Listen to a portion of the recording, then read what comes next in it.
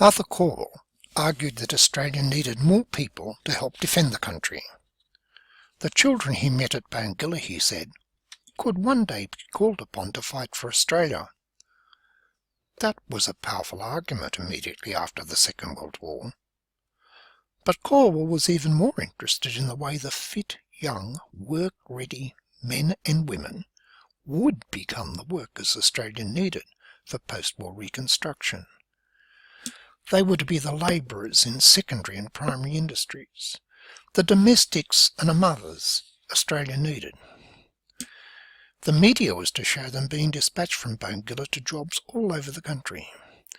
Men were sent to work on farms. They were sent to build roads, railways, dams in remote areas, and to prepare cities for further growth, or to take up unskilled jobs in the rapidly expanding steel industry.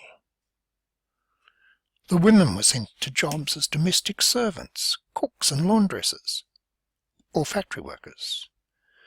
They were of marriageable and childbearing age.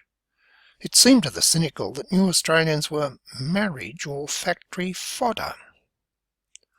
Altogether, Bonegilla dispatched over 310,000 new arrivals to work.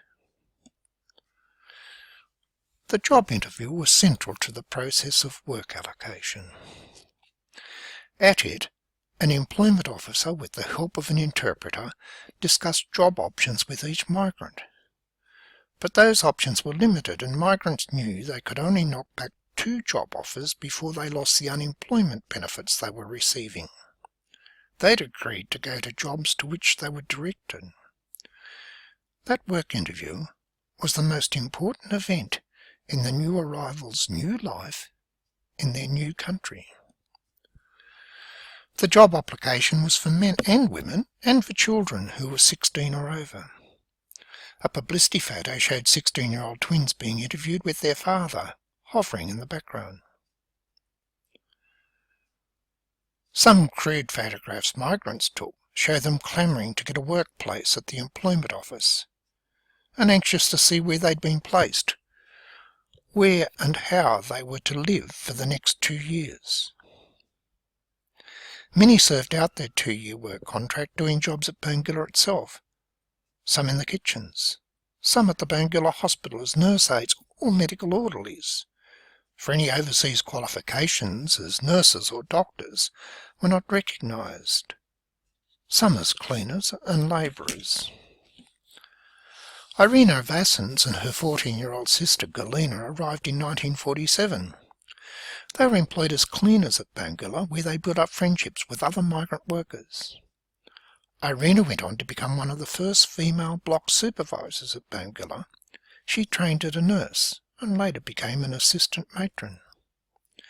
Immigrant women expanded the workforce and carved out roles within it that were unexpected in 1947. The processing of the newly arrived included medical checks. It only took about 3 days, but it took about 3 weeks to make each job arrangement. In that time, lessons were given to Australianise the newcomers by teaching them English and about the Australian way of life. The new arrivals were told repeatedly, "No English, no job." It was hard for older non-English speakers to learn basic sentence patterns and words. While waiting for a job, newcomers could practice their English and learn about Australian currency in the canteen.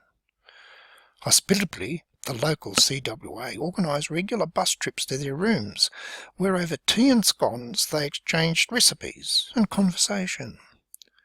No English meant not only no job, but also no life outside the home.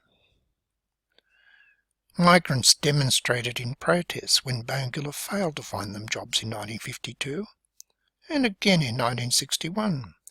They'd come to Australia for a job and hadn't got one. They took out their frustration on the employment office, which did not find them the jobs that they were promised. Successive governments have boasted of changes in population growth, the economy and social diversity. For individual migrants, governments saw success through the 50s and 60s as assimilation, absorption into jobs, into homes, and into community life.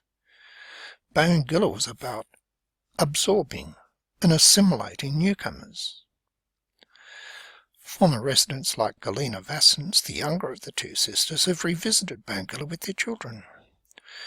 The children and grandchildren who visit generally tell us they come to pay tribute to their family forerunners who faced the challenges of migration.